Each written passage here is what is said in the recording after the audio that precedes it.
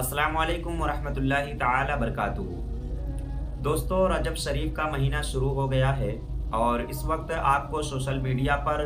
बहुत सारी दुआएं और बहुत सारे वजीफ़े और ज़िक्र अज़कार मिलेंगे। लेकिन आज की इस वीडियो में मैं आपको 3 इम्पोर्टेंट काम बताने जा रहा हूं, जिस पर अमल करके आप दीन और दुनिया की बरकत हासिल कर सकते हैं। सबसे पहला काम जो आपको करना है और जो सहाबा-ए-किराम से साबित है, वो सहाबा-ए-किराम फरमाते हैं कि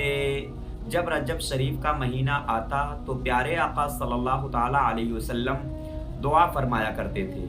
और इस तरह दुआ फरमाते कि अल्लाहुम्मा बारिक लना फी रजबी व शाबान व बल्लिगना रमज़ान, यानी ऐ अल्लाह हमारे लिए माह रजब और शाबान में बरकत अता फरमा और हमें रमज़ान नसीब फरमा। तो सबसे पहला जो काम हमें करना है वो अल्लाह तबारक व ताला की बारगाह में दुआ करना है कि अल्लाह तबारक व ताला हमारे लिए इस माह रजब और शाबान में बरकतें अता फरमाए और हमें रमज़ान नसीब फरमाए, क्योंकि रमज़ान ये एक बहुत अहम महीना है जो सारे महीनों का सरदार है।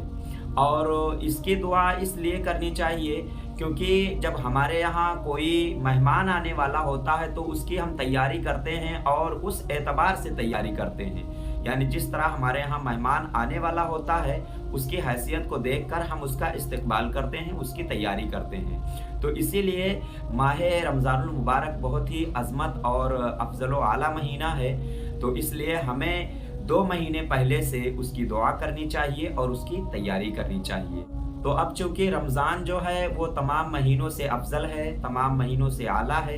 इसलिए रमज़ान को पाने के लिए हमें अल्लाह की बारगाह में इस्तिग़फ़ार करनी चाहिए, दुआ करनी चाहिए, अपने गुनाहों से तौबा करना चाहिए। और दूसरी बात जो है वो ये है कि हमें अपनी इबादतों में इजाफ़ा कर देना चाहिए। वैसे तो हमारे ऊपर जो 5 वक्ता नमाज़ें फ़र्ज़ हैं वो तो फ़र्ज़ हैं ही, उसको तो पढ़ना ही पढ़ना है, और उसके साथ साथ हमें नफ़िले इबादतें करनी चाहिए, तहज्जुद का एहतमाम करना चाहिए, क्योंकि